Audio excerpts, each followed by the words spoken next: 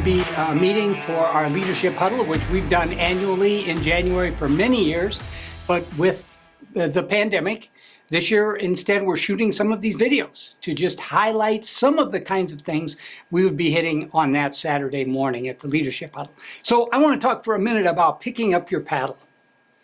Picking up your paddle has, at Orchard Hill, been a metaphor for many years.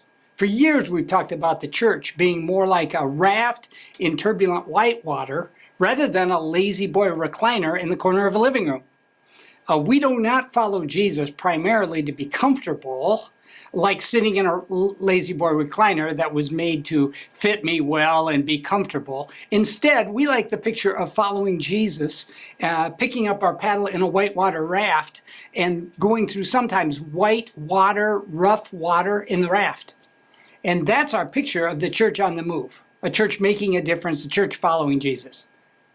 Now, Jesus said, I came to serve and not be served. And he said, if you love me, you'll obey me and my Father. And he summed up his command by saying, I have come that they might have life and have it to the full.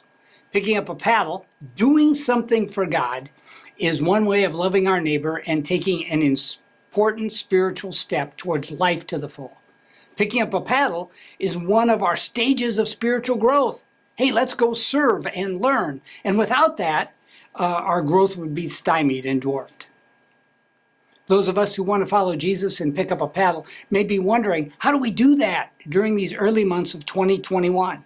And that's a great question. But here's what we do know. We can pick up a paddle within the ministry of the church, or in your workplace, or your neighborhood, or even in your family or with your friends. Within the church, there are some openings in rafts that we need to highlight. Kids ministry, student ministry, small group leadership, Habitat for Humanity, and then even in hospitality, there are lots of rafts to climb into and pick up a paddle. But we've also observed during this pandemic that some of the rafts are not on the river. They're sitting on the bank. And so what can you do?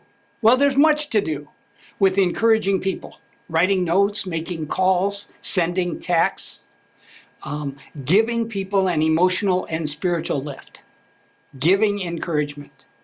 So I would say it's time to pass it forward, pick up a paddle for God, and serve and love people.